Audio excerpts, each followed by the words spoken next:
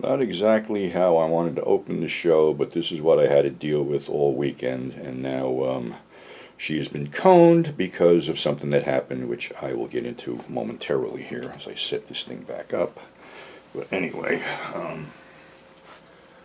oh God, well, welcome back to another edition of Grindhouse, 42nd Street Pete's Grindhouse, rather. Sorry, I'm a little bit overtired and beat up and shit because I've been dealing with way too much for the last 6 months, and this sort of just put a cap on it.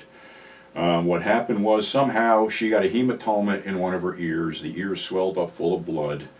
I had to take her down to the vet on Friday and have a cannula put in her ear, and that cone's got to stay on for 3 weeks while this thing drains.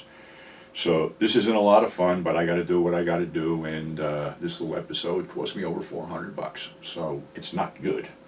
Things are not good there.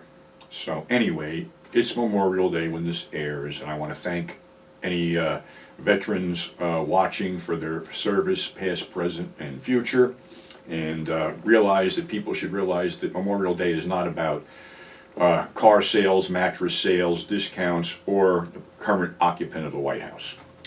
So, and a lot of our greatest character actors came out of the service from World War II, including Strother Martin, Charles Bronson, Lee Marvin, Lee Van Cleef, Ernest Borgnine, and a ton of others.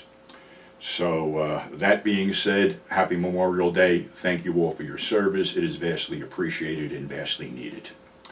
So, let's go back to some Westerns for a change. Basically, Westerns that sort of tend to be comedic.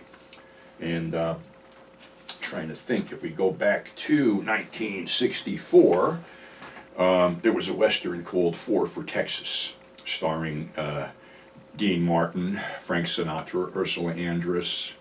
I don't know if it was Ava Gardner or not. I don't remember. But anyway, the whole thing was, this was set up as basically, so many people say it's a Rat Pack film, but it's not, because it only has Dean and Frank in it. And originally it was supposed to be James Stewart and Robert Mitchum. And it was directed by Robert Aldrich. And it's just loaded with character actors. Richard Jaekle, Mike Murasaki, Victor Buono, who the hell else? Even the Three Stooges, Jack Lambert, other people you would know. And anyway, the whole thing starts off with a stagecoach robbery with Dean in the coach and Frank on top of the coach, and there's $100,000 involved, which Dean winds up getting and running away with.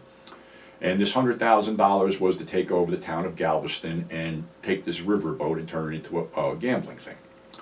So anyway, Dean gets into town and he's attacked by the thugs and hands his coat to a guy named Angel to run to the bank and put it in the bank. Angel works for Max, who is Maxine, played by Ursula Andress, who owns the riverboat. And she wants to get Joe, Dean, to invest in it. So now you have basically a three-way conflict. You have Zach wanting it, you have Joe having it, and you have Victor Buono character, the banker, backed by Charles Bronson as Matson, trying to take it all.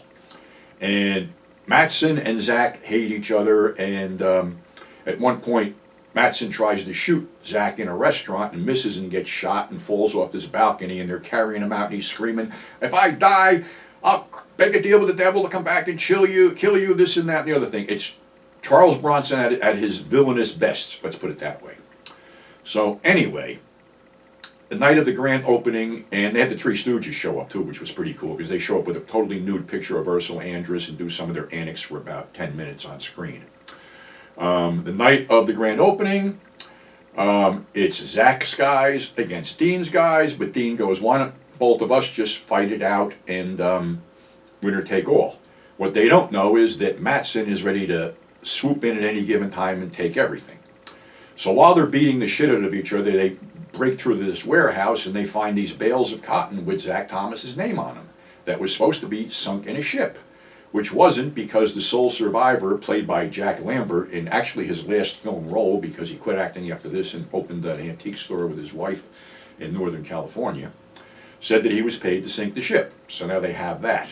So, and they also convinced Victor Buono that the guy's still alive, even though he's dead. So, anyway, they battle it out with Matson's guys, and Matson tries to put a bullet through somebody and winds up, Frank shoots him right between the eyes and he falls off the riverboat, and that's it. So, pretty cool movie, but it has a backstory. Director Altman and Frank Sinatra did not get along at all. Altman felt he was unprofessional, took too much time off, and was screwing around where Dean was always the consummate professional. So this animosity would trickle out a few years later when Aldrich was doing The Dirty Dozen, which had Trini Lopez in the cast, and he was under contract to Reprise, which was Frank's label. And Frank was getting a little annoyed that he couldn't put Trini on the road to make some money because filming was taking so long because of the shitty weather conditions in England. So he had told Trini to go to Robert Altman and ask for more money, which he did. And Altman knew where this was coming from, so he did the right thing. He basically wrote Trini out of the movie. That's why he dies off camera. The whole thing with the paratroopers and him breaking his neck, and supposedly Charles Bronson quipped, well, he broke his neck on a branch on the lemon tree. So that, segued back into a lot of stuff. And other movies that sort of picked up on this were, let me see. Night of the Grizzly from 1966 was sort of a family movie starring Clint Walker, Martha Heyer, Keenan Wynn, and Jack Elam. And Jack Elam was cast as comedy relief, something that really pissed off the producers, and they went to Clint like, what are you doing this for? Jack's a heavy. And Clint goes, no, Jack can do this. Trust me, Jack can do this.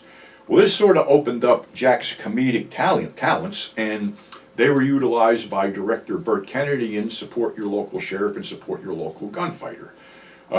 69 and 71 respectively, where James Garner wanders into this gold boom town and takes a job as sheriff and takes Jack as deputy. And again, this is another one that's loaded with great character actors. Bruce Stern, Walter Brennan, Gene Evans, and Dick Peabody of the Danby family that get 20% of the gold going through their ranch. And you got Harry Morgan, Walter Burke, and a couple of guys as the town fathers. And some other faces you would know. And there's some action. There's a bunch of crazy shit going on. It's the same with Support Your Local Gunfighter in 1971, where James Garner is this guy on the run because he got drunk and hooked up with this woman who he took for a lot of money, and unfortunately had something about her tattooed on his chest and wants to get it removed by this doctor, veterinarian played by Dub Taylor. Dub Taylor and Chuck Connors were added to the mix in this one. Jack Elam is back and is mistaken for the gunfighter Swifty Morgan, who is actually Chuck Connors, who comes looking for him. So there's all kinds of crazy shit going on. That's where Jack sort of made his little transition from a heavy to a better player, because he was in a bunch of other films and a couple TV series, Struck by Lightning and one with Lonnie Anderson, I think Easy Street or something like that. So, these guys were great. So all these films are worth checking out. I mean, they all ran in the grindhouse at one way or another. Actually, MGM doubled up Gunfighter and Sheriff to run for a double bill one summer. So that's our show for today. Thanks for subscribing. Thanks for tuning in. I'm going to have to liquidate some stuff to cover these vet bills, and it's either that or start a GoFundMe, which at one point I wasn't going to consider, but the way things are fucking going right now, I may have to consider it. But I got some very early editions of Screw that I will sell for $25 a piece shipped. It's the best I can do. And if you're out in the New York area or in the Midwest or whatever, you've probably never seen shit like this and never will. It's something frozen in time, something completely underground. So if anybody's interested, the PayPal is Mr. 42nd Street Pete, MR42ND, Street spelled out, Pete spelled out at yahoo.com. That's the PayPal. And if you do want something, please leave your address so I can mail it to the proper place. So that's our show for today. Thanks for subscribing. Thanks for tuning in. Stay safe, enjoy the holiday, and we'll catch you on the flip side. Oops. I'm sorry.